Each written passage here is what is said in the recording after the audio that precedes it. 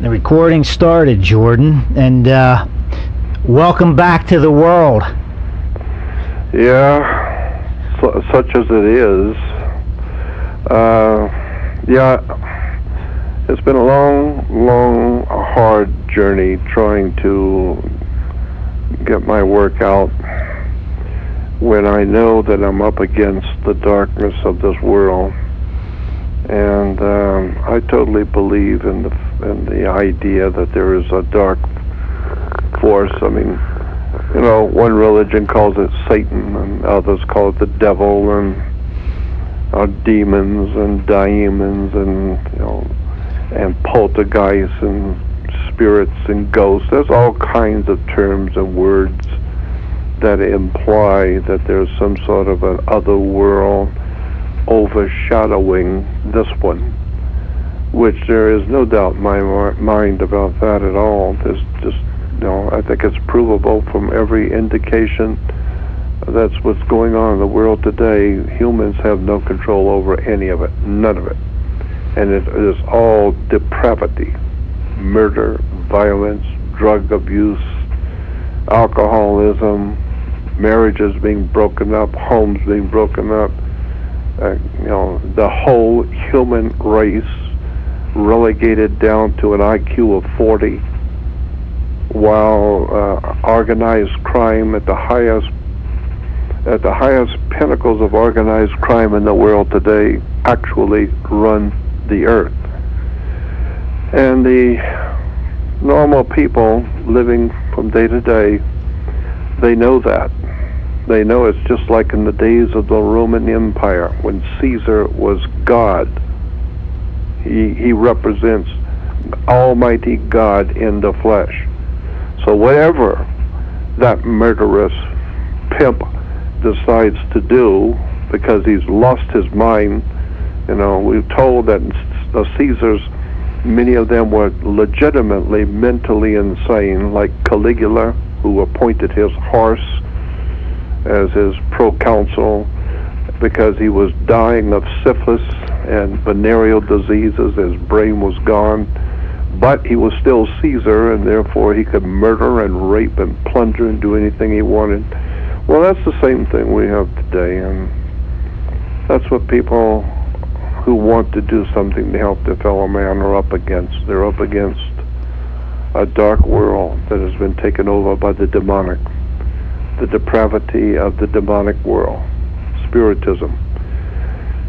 And so, in the Christians, they will tell you and show you in their Bible that their devil is called Satan, which is actually a Hebrew word, Satan, which means an opposer in a court of law.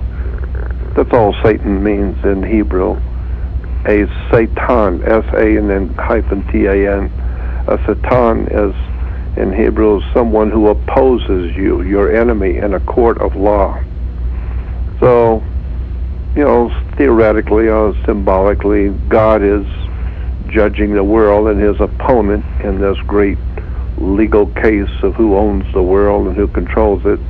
Well, the opponent to the good that created the world is a Satan, an opposer. Well, what are we talking about? I don't know. What are we talking about? We could be talking about one group of aliens that created us, and another group, like a gang war, another gang moves into the territory and trying to take over the earth that someone else created. And so that new gang that's moved in on the first one that created us, to that original, to those original deities or entities, the new ones moving in would be a Satan, those who are opposing the original powers to be. So all of that, makes sense to me in some way. It wouldn't be a bit surprising to me that there is some kind of a dark, overshadowing spiritual presence in the world that is seems to be equal to whoever the good one might be, to the good guys, if we can even say that. I'm not even sure who created us, but That whole idea of somebody who created us and others that have come in to take over the, move in on the first gang, that's probably one of the oldest stories on the earth. It goes all the way back into the ancient Hindu and the Bhagavad Gita and the Vedas and the Upanishads and the Bible and the Hebrew and the Phoenician Canaanite scriptures. All the ancient scriptures of the world talk about the gods, who have come here, who created us, and their enemies out there in space who came here as their enemies. And so it all boils down to the same story that we're familiar with, called Christianity, in which God has created us, and now there's a devil, or one who opposes the power, the original powers. And so there's a story in the Bible about Jesus that says that people came to him one day and with seeds in their hands, and they showed him the seeds and asked him, "What are these seeds? What kind of seeds are they?" And it says that Jesus said, "Well, why don't you go plant the thing, airhead? Go plant it, water it, and watch what grows. And if after a while, a pear tree grows up, well, I guess it was a pear seed. But if a peach tree grows up, well, I suppose it was a peach seed. And if an apple tree grows up, airhead, I guess it was an apple seed." So the best way to find out for sure what kind of a seed anything is, plant it and watch and see what comes up. And so by their fruits you shall know them. So the concept is very simple. If you're going to a school, a particular university, well, look at the IQ level of the kids coming out of that school. And if 98% of them cannot find their socks, and they have no idea where they're living, and they couldn't point out the United States on a map, then that's by their fruits you shall know them. So the fruitage of the world that we live in today is a good 90% of the world has an IQ of 40, and it's truly frightening to people who are intelligent, well-grounded, spiritually minded, and well-grounded, well-read. Because any intelligent person looking at the entire world has to know that we're in trouble. The whole entire human race is collapsing all around us. And we're told that the fastest growing things on the earth are religions. And every time you turn around, you read in the paper, well, the fastest growing religion today in the world is Jehovah's Witnesses. And then later on you'll read, oh, the fastest growing religion in the world is the Mormon Church. Well, now, of course, we're being told all over the world the fastest growing religion is the Islamic religion, Mohammedanism. So I don't know what that tells you about, where we're going as a human race. But if the fastest growing, and I think it probably is, the fastest growing religion in the world today is Islam, I think that's probably true.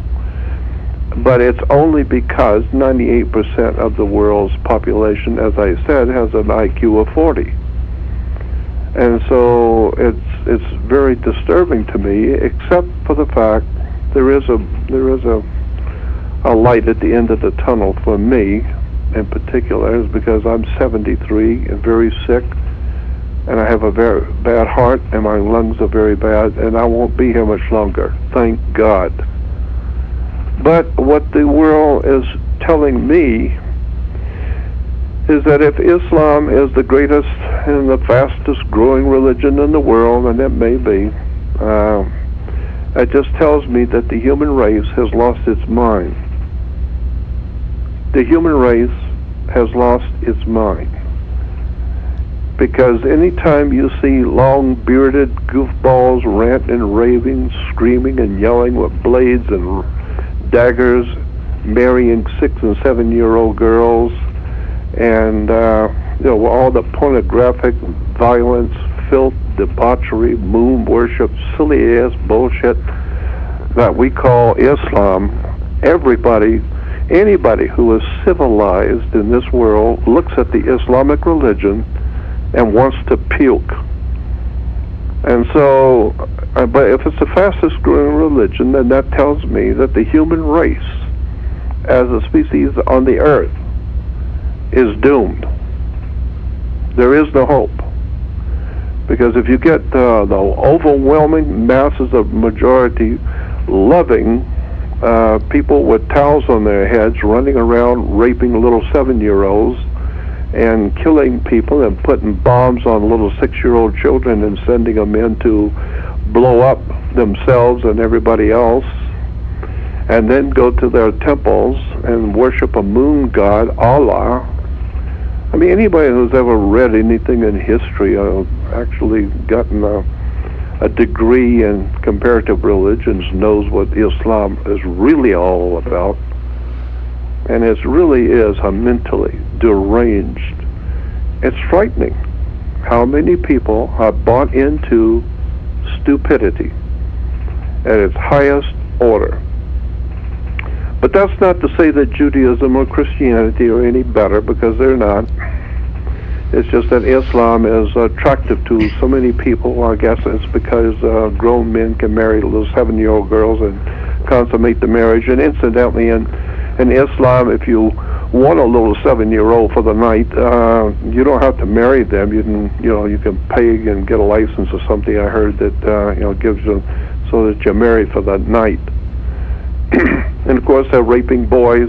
We know that. It's been on CBS, big time videos. I mean, movies and documentaries about the raping of young children in the Islamic countries. So it's quite a hell of a story, and I don't know where it's all going to go. But my feeling is it's not going to be boding well for the world we live in, because the human race, as I said, has lost its mind.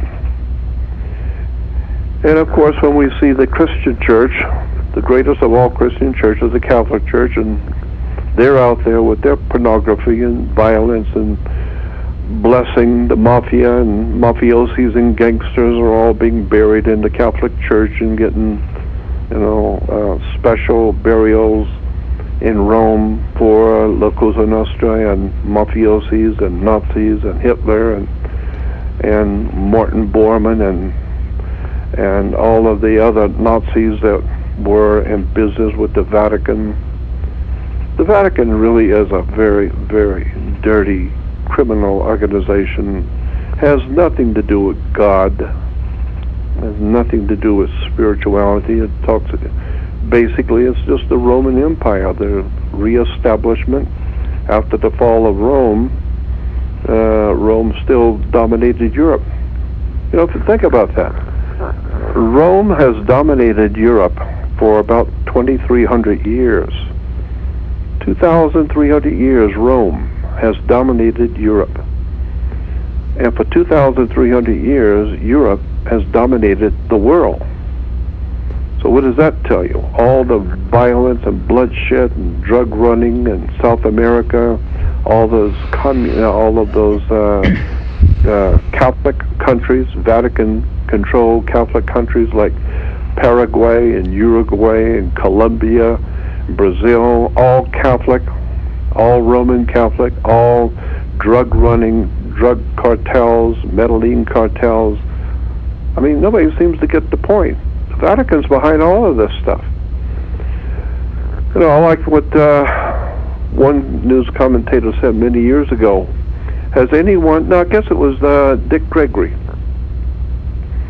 has anyone ever heard the Pope tell the people, the Catholic people, who supposedly follow the Pope religiously, and has anyone ever heard the Pope tell the Catholic people in Ireland not to kill their Protestant brothers, their brothers and sisters who live in Ireland, not to kill the Protestants and not to kill their children? Nobody's ever heard the popes, say anything about that, about the Catholics killing Protestants. But then again, nobody's ever heard Billy Graham or any of these other fat, slob, homosexual goofballs with their little fairy hairdos and little effeminate hairdos dancing around the stage, and with their boyfriends later on in the afternoon, with their boyfriends dancing on the stage and making hundreds of billions of dollars a year. But no one's ever heard any of these little mentally deranged moron Protestant ministers. They are really sick. But no one's ever heard any of the Protestants saying and to tell Ireland, Protestant Ireland, not to kill their Catholic brothers and sisters, that they're both supposed to be Christian. So both of you are supposed to be worshiping God and believing in Christ and Jesus. Why don't you all get along and be peaceful together? No. There's murder, violence, raping, and plundering all over Europe. Well, Jord, all over the world. May I interject? Yeah. When you think about Germany, that was a Christian country.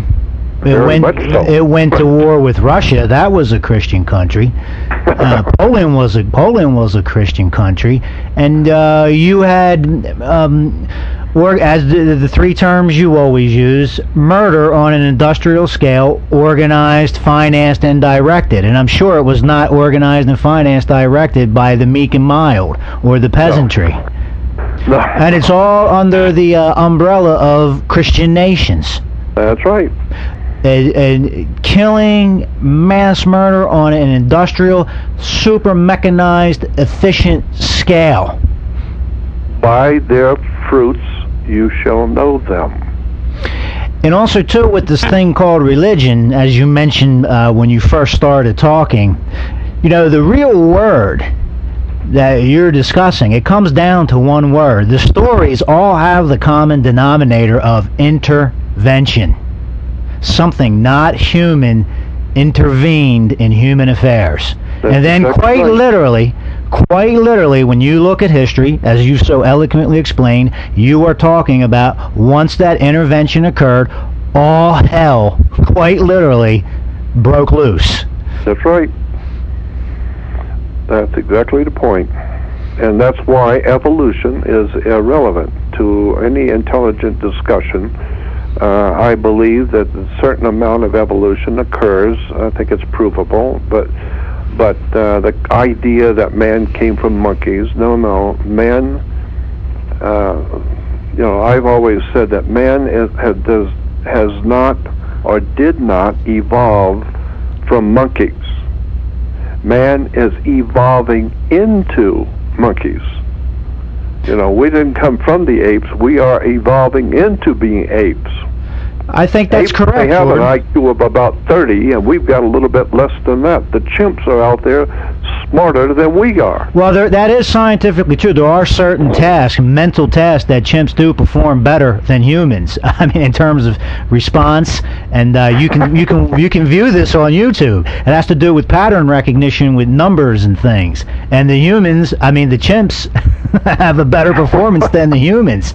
So it's there on YouTube. Anybody can verify that. Yeah. So we're not evolving from chimps. We're evolving into them. And they're smarter than we are on so many ways. And then, of course, when you look at all the pollution and the white-collar crime and all the treason and high crimes and wars and conspiracies of governments and political organizations, it truly is a very sad situation that the whole world finds itself in today. And there's no possible way, I don't see any possible way for the human race as a species, as one order of life on the earth. The human beings, I don't see that they have an opportunity or the knowledge on how to get out of the mess they're in. I mean, Einstein said it best, you can't solve the world's problems with the same people who created them. And so, that's what insanity is, doing the same thing over and over each day, expecting a different result. No, when you keep doing the same silly-ass stuff you have always done, and your grandmother did, and your great-grandfather did, the same exact human mistakes and errors that Hitler made, that Stalin made, that all the fascists and murderers and emperors and Caesars and all of the Alexander the Greats and all of these pimps and murderers and mentally disordered, venereal disease, brain eaten up. When you do the same thing today that they have always done, but you're expecting something different, well, that is the dictionary definition in my book is insanity. Just doing the same thing over and over, and the more we change, the more we stay the same. We're still just as ignorant and dim-witted and silly and stupid and doing the same things that thousands of years ago they did. I mean, if you read the Sumerian records and some of the things that the Sumerian peoples over 5,500 years ago wrote about their civilizations, about their culture, it's kind of funny. I mean, it really is. It's you don't think of people 5,000 years ago having a sense of humor, and seeing corruption and talking about how corrupt the officials are and how distorted and mentally deranged the judges are. But that's what they wrote. The ancient Sumerians talked a lot about the silly stuff of every day, of things that happen to people every day that are silly, and I'm not even going to get into it because some of it's really, really raw, but it's true.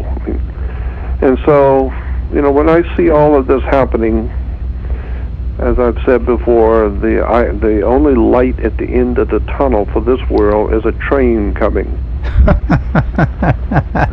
And what's interesting too, Jord, what you were saying earlier, I mean, the most absolute depravity has this complete veil of absolute legitimacy.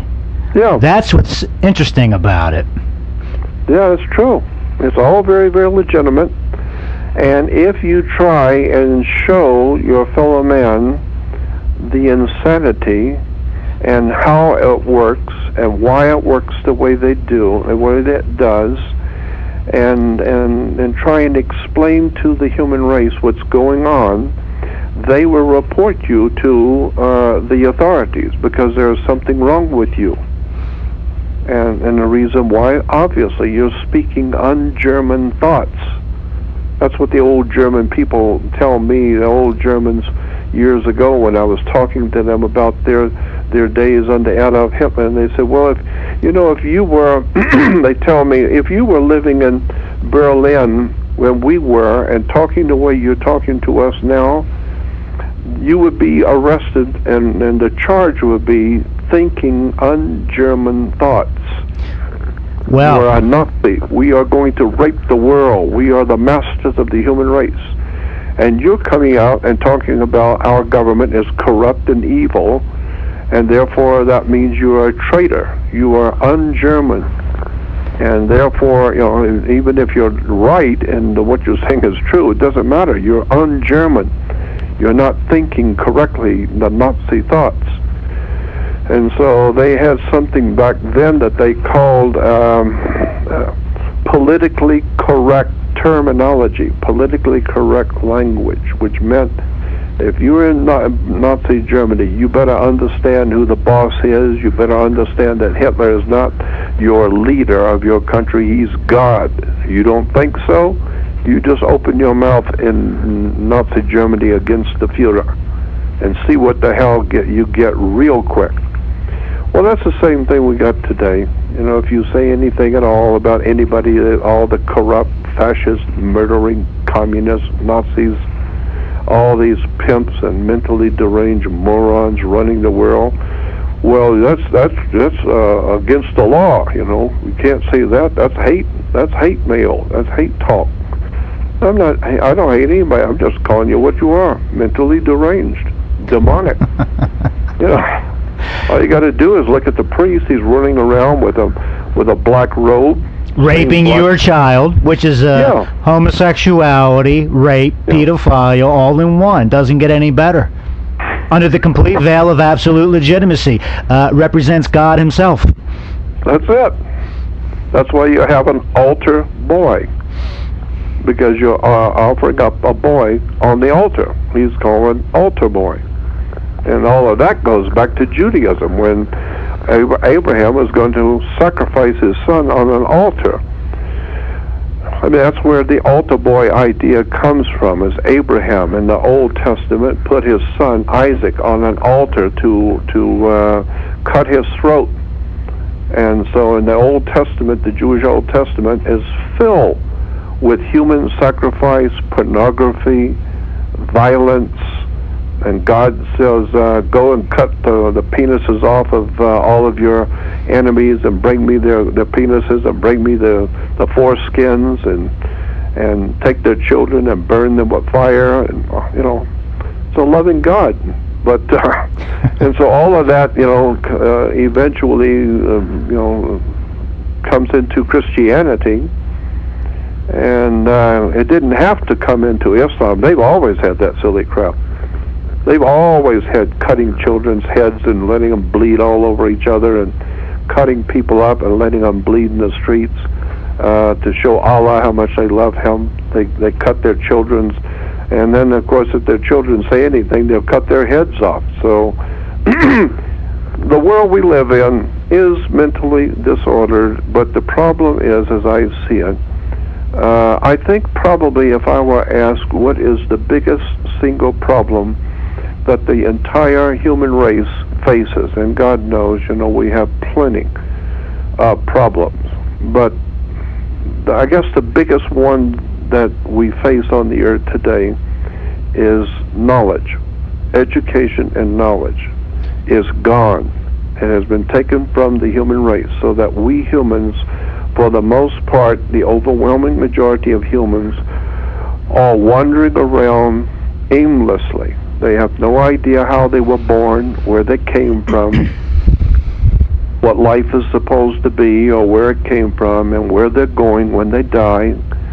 They don't know how the body works. They don't know how politics works, or the banks, or government, or the police department. They don't know how anything works. All they know is getting laid, watching television, or running around to the ball game, or riding their motorcycles, or whatever it is that they do for a little human entertainment. But nobody seems to really understand what's going on the earth. And then, you know, unless and until you start looking at where did the human race come from, how did it evolve and mutate into different kinds of humans over the thousands of years, and then where are we going as a human race today? Where is the hell is the human race going to be 500 years from today? Where will it be? Well, you can imagine. Drive down through downtown Los Angeles on a Friday night. Yeah, go into you know, the big cities late at night and see the gang wars and the fights and the drugs on the street and the prostitutes everywhere, and prostitution and bodies being found in alleys and people with their heads cut off in New York City, and you know, thousands and thousands of people sleeping on the bridges. And where is the human race going to be in 500 years? Now, 1,000 years.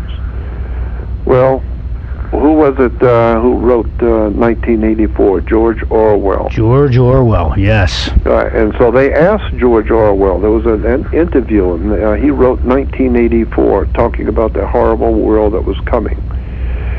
And they asked George Orwell, give us a summation of your book. What do you see the future of the human race? What do you see for the whole future human race? And he said, try and picture in your mind a soldier with an iron boot on the face of a child, on the face of humanity. That's what's coming for the world. an iron boot on a human face, smashing a face into the ground with a boot. Well, that's what we've got today. I mean, if you don't love Allah, they'll cut your head off, because they're very peace-loving and loving people who love the Lord. They love Allah. And if you don't love Allah, they'll rape and plunder and cut your head off and cut your tongue out, because they love the Lord. And Christians, they love the Lord Jesus. And if you don't love Jesus, they'll kill you. And so they'll blow you up. So I just see that the whole human race is bent on self-destruction, and I realize that there's nothing you're going to do about it, that it's apocalyptic in its proportions, and that there will come a time when probably there will come a time when, like with that 100 monkey theory, where one monkey does something, all of a sudden everybody's doing it. Well, I think there's a few people waking up to find out that the human race is doomed. And now it might be, it begins to look like the whole human race is beginning to awaken out of their slumber just well enough to understand they're finished. There's only an inch and a half of topsoil left on the earth to grow. All over the earth, the ground that you grow food in is polluted with toxic chemicals and nuclear fallout, and Fukushima and all the other horrible things which are happening that mankind has no control over. Along with as the United Nations said, that they thought that they are estimating that by, I think it's within the next 10 to 12 years, that there will be no life in the oceans of the world, period. Nothing. Well, I don't know what that does for your fish sandwiches, and for your fish dinners, and the peoples of the world that live on boating and fishing and depend on the fishing industry. When the UN says, well, probably within the next 20, 25 years, whatever that was, I was reading the article, they said there was coming a time very soon, within the next few years, when there would be no fish alive, period, all over the earth. That's how far gone the earth is. Reason why is because all the big corporations, not just in America, but all over the world, big corporations are dumping their toxic waste into the oceans and putting them in drums, highly poisonous toxic waste are being dumped into the oceans off of ships. We've got all kinds of documentary films showing that. Well, they've been doing that for, God knows, 50, 70 years. Well, those drums do get rusty on occasions, and down 6 miles down, 4 miles down in the ocean, the pressure is very, very powerful on containers that are rusting and falling apart to start with. So when they pop down there, they pop and release huge, enormous amounts of toxic poisons into the oceans of the world. All over the world this is happening. And down at the South Pole, the North Pole, and everywhere in between. The humans are raping the earth. And so unfortunately for whoever created us, we have become a disease. We murder our own children, we rape our own women, we destroy our food, we lie, we're detestable, we lap in the luxury of other people's heartache. The human race is a mess, but it's not getting any better. It's getting worse. And so, when I look at all of this, and I see the children on the streets of America and on the streets of the world, the little ones who have no idea in the world what's going on and where their world is going. I know where it's going. I've been studying it for over 53 years. I know where it's going. I know where it's going to happen, and I know who's doing it, and I know how they're doing it and why. But as long as you've got hundreds of millions of people in America one of the most progressive countries in the world, supposedly one of the most enlightened peoples of the world, and you've got hundreds of millions of people who have an IQ less than 40, dancing in the streets, excited and dancing and tears running from their eyes in joy that we have now finally elected a Soviet communist Nazi fascist murdering bloodletting asshole murderers of the world. We now have finally elected somebody like us in our great democracy. We are a bunch of criminals and drug-running thieves and liars and adulterers, and that's what we are in America. And we finally got somebody like us in the White House. So I just look at the world and look at what's going on all around the planet, and nobody else is any better than we are. We're just getting there first. Like Gore Vidal said, mankind gets the government they deserve.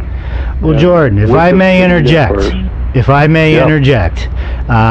let's read something from a court case here. This is Adderley versus State of Florida, 385 U.S. 3949, 1967. And you referred to that word democracy in our great leaders. The chief enemies of Republican freedom are mental sloth, conformity, bigotry, superstition, credulity, monopoly in the market of ideas, and utter benighted ignorance, of which many people are absolutely proud that they're ignorant. Don't bother me with that bullshit in books. That's right. I'm telling you, that is an incredible quote. Read that over again. That's a massive quote. Where does that come from? Mr. Justice Douglas. Adderley versus State of Florida, 385 U.S. 3949, 1967. The chief enemies of Republican freedom. And they don't say democratic freedom, they say Republican freedom. And we're not talking about the Republican Party. No. We're talking about a republic. Mm-hmm. The chief enemies of Republican freedom are mental sloth, conformity, bigotry, superstition, credulity, monopoly in the market of ideas, and utter benighted ignorance. I think that's a summation of everything you've said over the past half hour or so.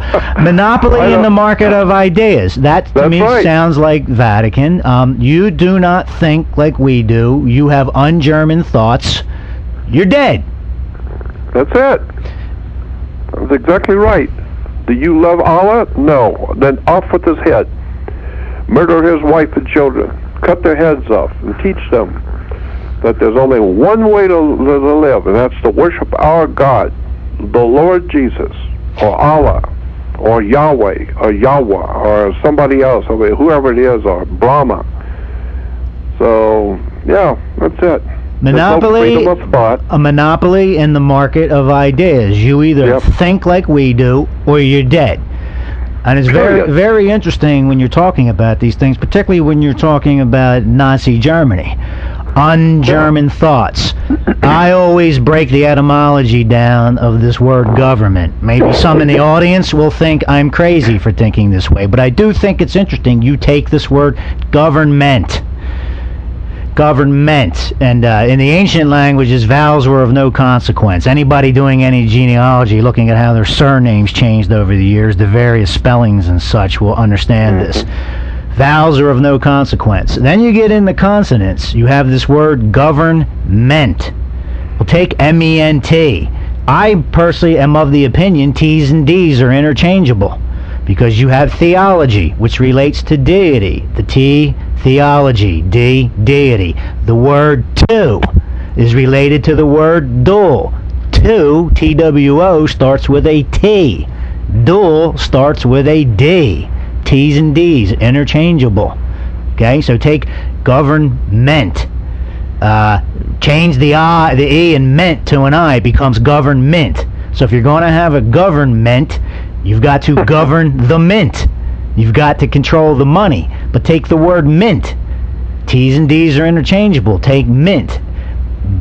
Make the T a D, it becomes mind. So to govern the mint, the money, you've got to control the mind. And as he says here, the chief enemies of Republican freedom are, among them, monopoly and the market of ideas. So all these things come down to, what are they thinking?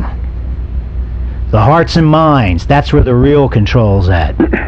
Well, that reminds me of when you go to a bank and open up a bank account. They will tell you that this bank account is protected by the FDIC, and it says that your bank account is protected by the full faith and credit of the United States government. That's what it says. The full faith and credit of the United States government. And I said, wait a minute, that's how I live, is on faith and credit. I don't have anything. I just have faith I'll still be alive tomorrow. God will allow me to live one more day, so I have faith. And now, why do I have faith? Because I have credit. And so faith and credit implies just what you said, that the people will believe. You know, how did you say that? So that it's the market of ideas. People have to believe that something is right. They have to believe it's okay. Well, as I was saying, Jordan, a government, a government, the mind. They're always interested in controlling the money. Government, and maybe I'm being a little too loose here with my etymology, but I think it's just interesting anyway. Nonetheless, government, they have to govern the mint, and to govern the mint, you have to control the mind. That's right, because if you don't have control of the mind, the people will not have faith and credit. You know, you're giving them credit. You're not giving them money. You know, I've said that for years. You know, when you get paid in America, they're not giving you anything. They're giving you something that you have faith in. You have faith that it means something. I mean, how many people have thought about, I mean, I don't know how it works in other countries, but in America, if you get something you have to pay, you call it a bill. So you have to pay this bill or pay that bill. And so suppose let me give you an example of what I'm saying. If you were a painting contractor, and I hired you to come and paint my office, when you're through with the job, you bring me a bill. This is what happens if you buy anything in a store. They give you a bill. And so you give me a bill for the work you've done, then and say the bill is for $100. So you giving me a bill for $100, or if you're in Sears or some store and you bought something for $50, they'll give you a bill for $50. They expect you to pay. And so when you give me a bill for $100 for painting my office, you've given me a bill for $100. I reach in my pocket and I pull out a $100 bill and I give it to you. So I just paid a bill with a bill. Right. It's called a $100 bill. Well, of course, if you had given me a bill for $20, I'd give you a $20 bill. So how in the hell do you pay a bill with a bill? Well, that makes sense, Jordan, because that scenario, someone owes someone money, and the way the debt is discharged is a debt-bearing currency. A bill is giving to the other person. So you owe me 20, but I'm giving you, you give me a bill for 20, our debts cancel out. That's right. The debt's been discharged. That's exactly right. It has not been paid. It has been discharged. It has been tendered. That's exactly right. It's been tendered, meaning you owe me $20? Yeah, well, I owe you $20. So why don't we just call it even and keep a record of it? So that's why you have to have a bank account. Account meaning that you have to account for all of this nonsense you're doing. You know, he didn't pay you, and you didn't pay him. And so we have to keep account who paid who and who didn't pay who, and so that's why you have a bank account. And so then you have to make an accounting at the end of the year. And in America, We know that the corporation is the U.S. government is a corporation, and all big corporations, Sears, General Motors, General Electric, any and all big corporations have what they call in-house accounting, meaning they have their own accountants that are responsible each day to see how much money the company made, how much did it spend, how much does it owe. And so it's an in-house accounting for the corporation. Well, since the United States of America, the United States in Washington, D.C., is a corporation. It's a municipal corporation. It's a business. And therefore, the in-house accounting for that corporation, we didn't talk about who owns the corporation, but the in-house accounting is called the internal revenue system. Not external for the whole country. No. Internal revenue. Meaning it's the accounting for the employees of the corporation who are being paid money, they're making money, they're spending money, and it's all being done inside the corporation, so they have an internal revenue service. People don't understand how the world works. They have no idea in the world how religion works.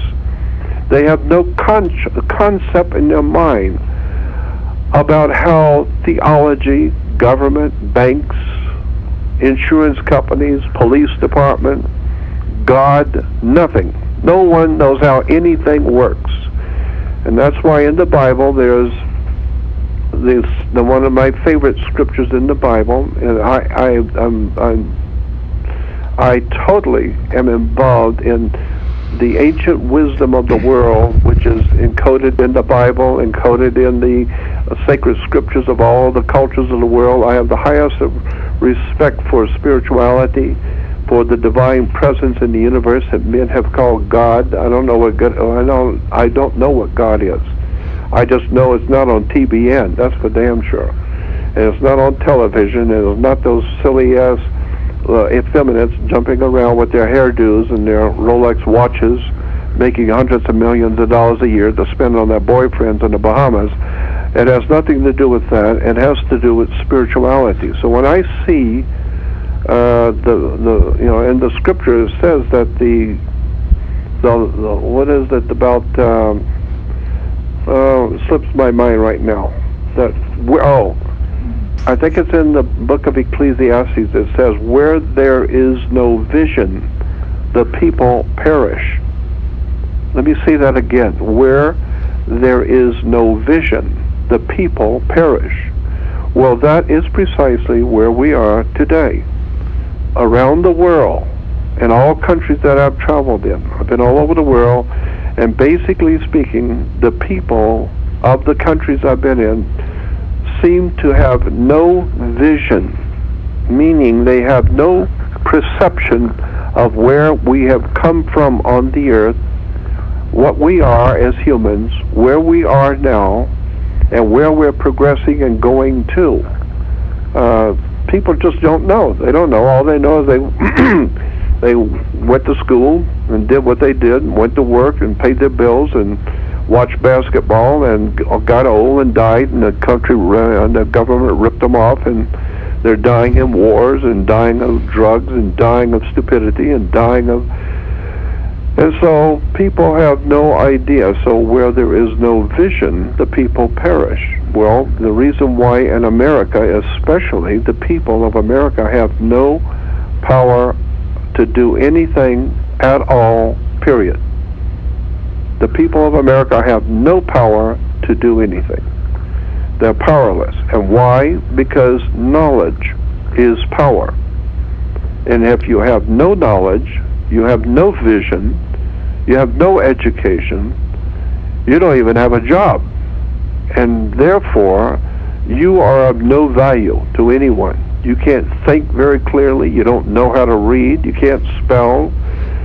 And so, thank God, at least we've got old cars to work on, and beer, and television, incredibly important television shows for Americans to watch, like Beavis and Butthead, and The Simpsons, and all the silly cartoons that laugh at Americans and laugh at this country and mock and laugh at Western civilization, while the insanity, the ungodly, demonic insanity we call Islam, with their murdering women and children and killing and bloodletting and dancing around and raping boys and marrying little 6-year-old girls and all that nonsense.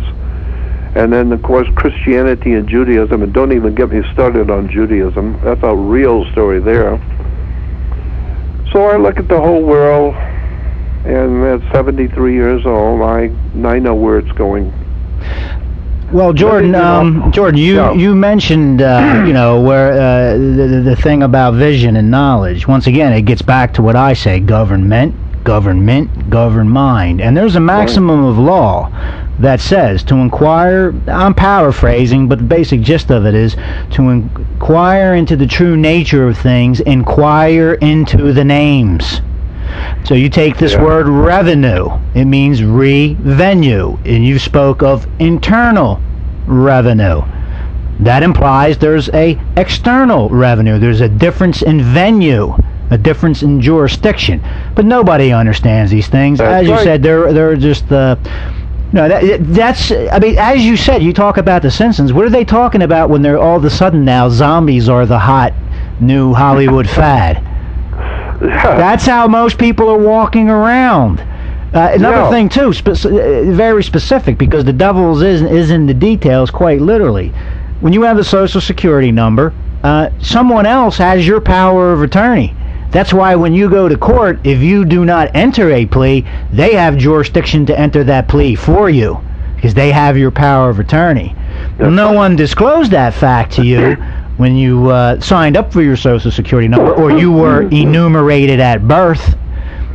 But once again, that's one of those things you can live a whole lifetime and never know, from cradle to grave, and never have any idea what you were subjected to, because you don't know. And quite possibly, if you try to know, then you may be thinking very un-German thoughts.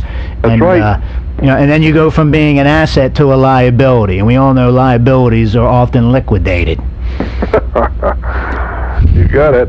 That's exactly right. So in America, if you are very smart, intelligent, well-read, and you're a doctor, or you're a professional in some field, and especially doctors in medical, and if you're trying to do something to help the human race, and legitimately a good scientist and doing some great work to heal some malady in the world, and to heal cancer, and if you find a cure to some disease and you're sincerely trying to help your fellow man, you will go to prison in America. You will go to prison in America. Well, you will lose your license to practice, then you will go to prison. That's exactly right.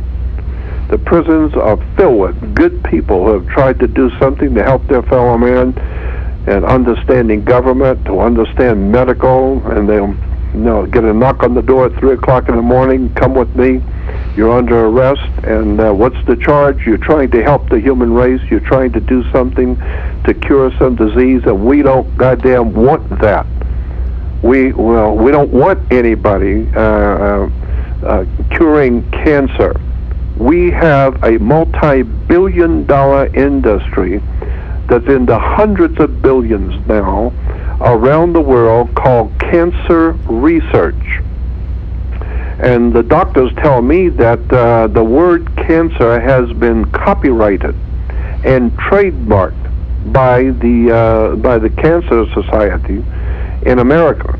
You can't even use that word cancer in an ad or advertisement or commerce at all unless unless they give you permission, because the word cancer and cancer research is now copyrighted and trademarked. It's a business. It's like McDonald's. You can't use McDonald's hamburger when in your stand because it's trademarked. It's copyrighted. Somebody owns it. Well, somebody owns the very word cancer and cancer research. It's owned.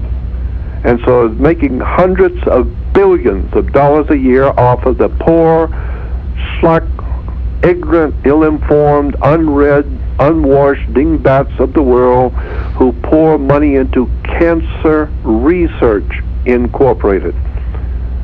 My God, the stupidity of the human race.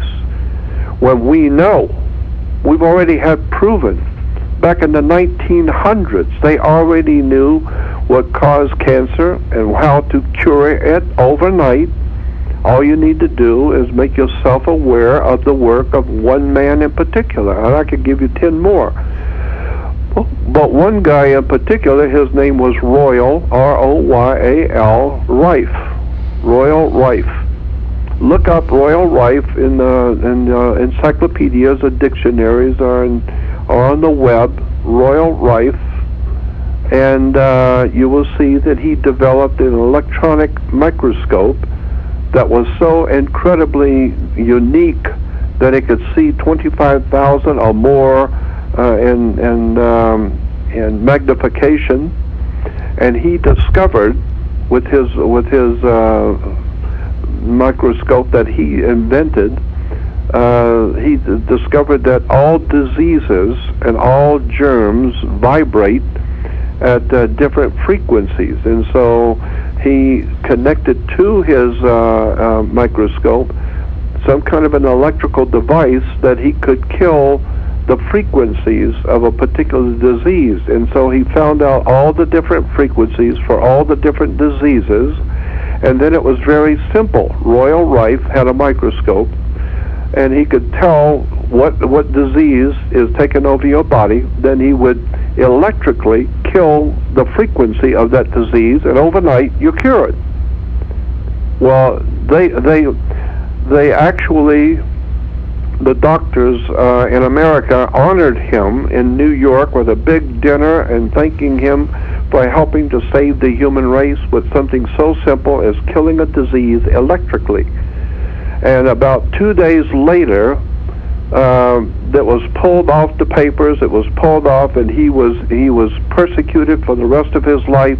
And people called him every name in the book. All the major medical, the American Medical Association, which was founded by Nazis, Hitler's people, the doctors in Nazi Germany, founded in America something called the American Medical Association. AMA as a Nazi, fascist, Jew-killing murderers who came here to America and founded what we call the American medical industry. Nazis, SS, Gestapo, Martin Bormann, Vatican Operation Paperclip. Get it?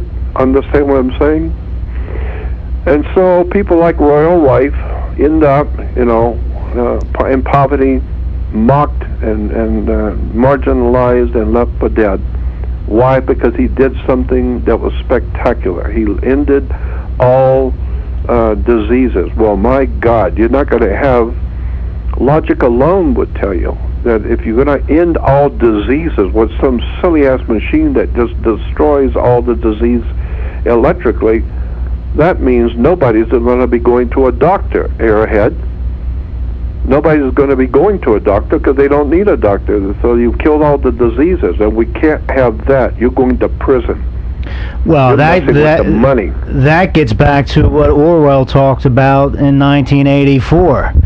That really is a book about the chicken shit pecking order, the hierarchical structure of society that must be imposed from top down. And when you think of O'Brien and Winston Smith, it was all about mind control. That's why Winston Smith was tortured. He's holding up, 3 or 4 fingers, and Winston Smith's like, I see 3 fingers, and he's being tortured by O'Brien. No. Yep. So, it's about governance of the mind. And just, it leads into the question just how powerful the mind is. Once again, I always go back to that government, govern mind. And that gets into this whole issue of health, because that's your real wealth, is your health. So, of course, that has to be controlled on the molecular to the cellular level. Yeah. And all of this is very, very critical for the human race to understand. And I have said, when you get into the etymology of words are very important. Because using words in courts is not the same way you use that word on the street. We know that in America. Whatever words you use on the street, if you use those same words in a court, they mean something totally different. Well, totally different. Jord, take that word God. Is that word so much different than the word code? I mean, there's people who have a cod piece, and that cod piece covers the phallus. Okay? That's right. The word cod rhymes with God. I know people might think I'm being very loose with my etymology here, but cod rhymes with God. And cod covered the phallus. And we all know God has a connection to the phallus once you understand the symbolism. But that word cod, put an E on the end of it. It becomes code. So, you could say, in some sense, the elite, which gets into Saturn, gets into the word L. The elite understands the code. That's what gives them the godlike power. I mean, in my mind, unless I'm playing fast and loose with the etymology, code and God are very close. And I think you know this better than anyone, Jordan. The Bible is an encoded work. There's the exoteric meaning for the people sitting in the pews, who for most of human history did not smell so nice. And then there's the meaning for the priesthood. And holding a copy of that Bible was illegal for the common man till the printing press came out. So, all very interesting,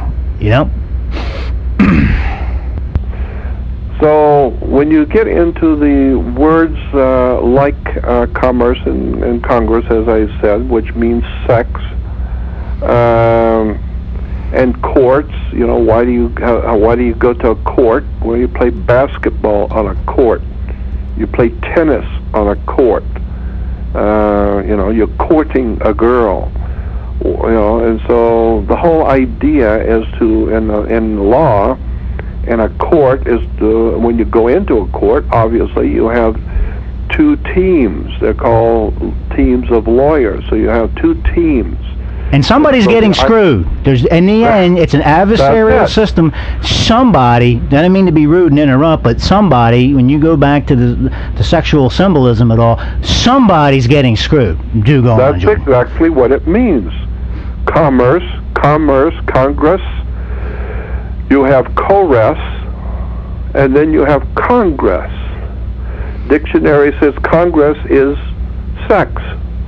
And so when you're talking about words, another classic example, because I want to get into a different subject, but to preface that subject, I would say that people use words all the time they don't understand, and it's ludicrous on the face of it that they're using words and terms that I know they don't realize what they're saying.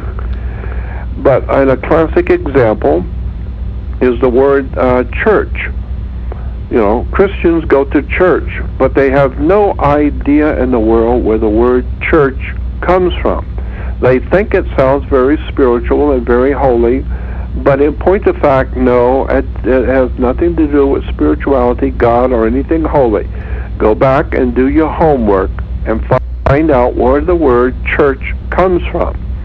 Church is an English word, C-H-U-R-C-H, which directly comes from a Scottish word in Scotland, kirk, which is K-I-R-K or K-E-R-K, kirk. Kirk, if you're a Christian on Sunday morning in Scotland, you go to kirk. But if you're a Christian in England, you go to church. So church is kirk. And this is why, incidentally, you have Captain Kirk in Star Trek. Because Star Trek is he's taking the world and he's taking mankind. Captain Kirk is taking mankind where it's never been before on a good ship, Enterprise. Why is it called Enterprise? Because enterprise is a business. And that's what the word church, it comes into the picture, because Kirk is church, and church is a business. And the word church, as I said, goes back to the Scottish word kirk, Captain Kirk. This is why churches are divided into denominations, like 10s and 20s and 50s, denominations. Because the word church, kirk, the word kirk, can be traced back to, in the ancient Middle East, when the Knights of Templars went into the Crusades in the Middle East. They learned a lot about the cultures of the Middle East. And in the Middle East and in ancient Greece and the ancient world, there was a goddess named Circe, C-E-R-E-S, or Circe. Mother Circe or Mother Circe. And she was worshipped all over the Middle East. And Mother Circe was a Greek goddess, as I said.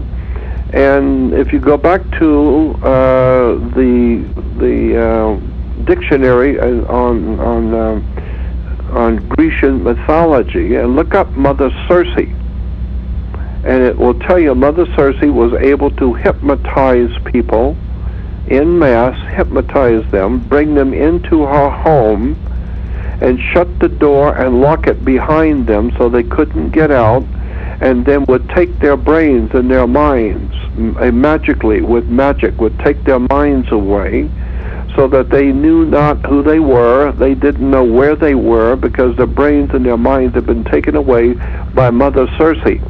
And then it says in Greek mythology that she could then eat them.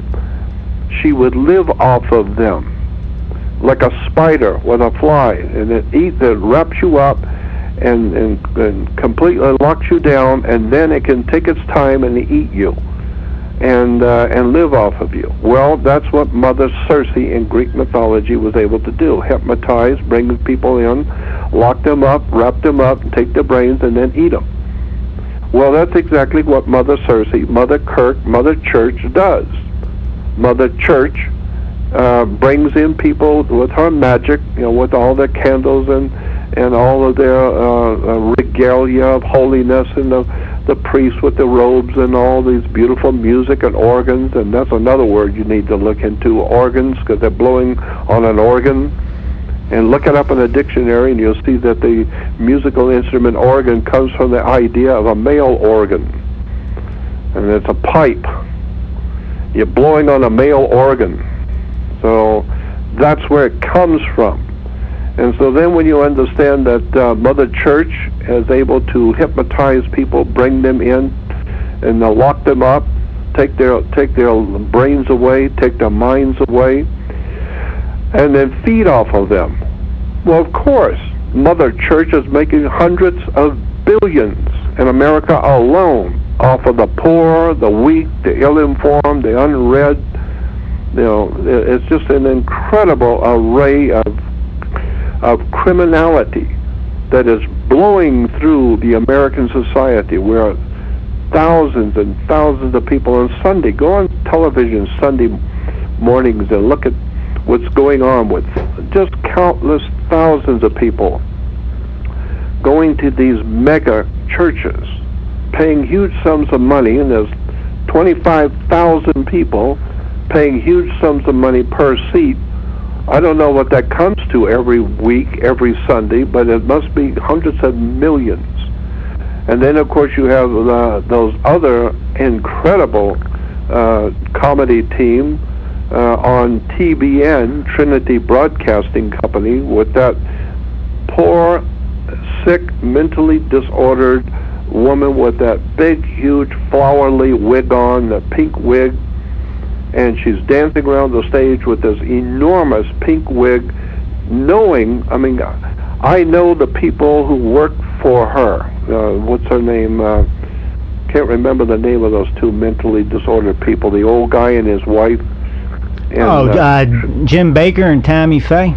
No, those were the mentally disordered ones that went to prison. Okay. The other one was, who was it?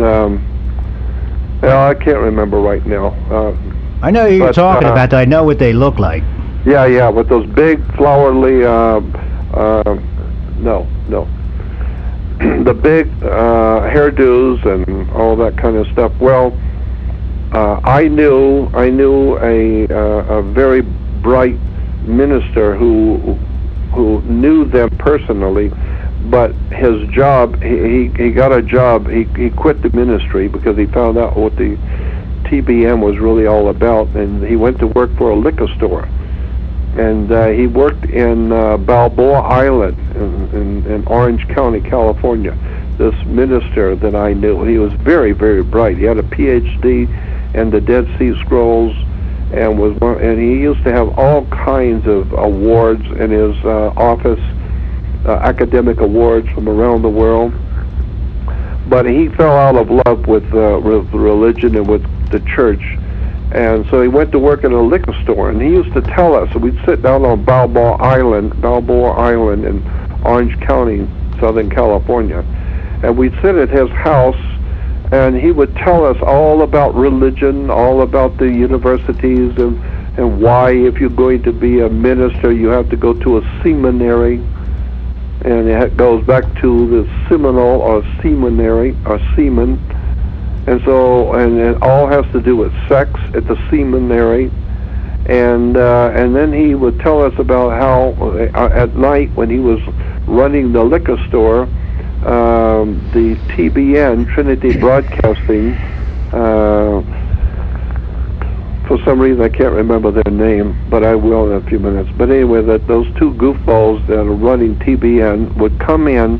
He said that they would drive in with a huge van, and every 2 or 3 nights they would come late night with a huge van and pick up thousands of dollars in whiskey and beer and all kinds of liquor, and he says sometimes we'd have to have 2 trips. There was so much booze going out the back door of this liquor store that TBN was buying, and he said, and sometimes he told me this. He said I would sometimes have to deliver because they'd run out of booze at their gay parties and at all these. And he said it was incredible gay parties at TBN, and he would have to deliver some of the booze that they ran out of, and he said that was an incredible sight. The heads of TBN drunk out of their mind, falling all over themselves, laughing and drinking. Sex, and said, drugs, and rock and roll. And he said, and so he said, so when I see TBN on, I cannot imagine how people do not see through these people, who they are. They're criminals. They're into sex. They're into pornography. They're into child pornography. They're into drugs, all kinds of incredible stuff behind the scenes that he, used to deliver and see. So that's why I really don't, I'm not overjoyed about watching TBN and Trinity Broadcasting and Tammy Baker, that mentally deranged moron, and all those other goofies. And I mean, it's really this disgusting picture in America of what we call religion. Well, but the one thing they all have in mind is money, sex, and keep your people stupid. Make sure everybody is dancing around and doing this silly stuff, but make sure nobody questions the authority. So I've always known what was going on. I knew a long time ago what was happening.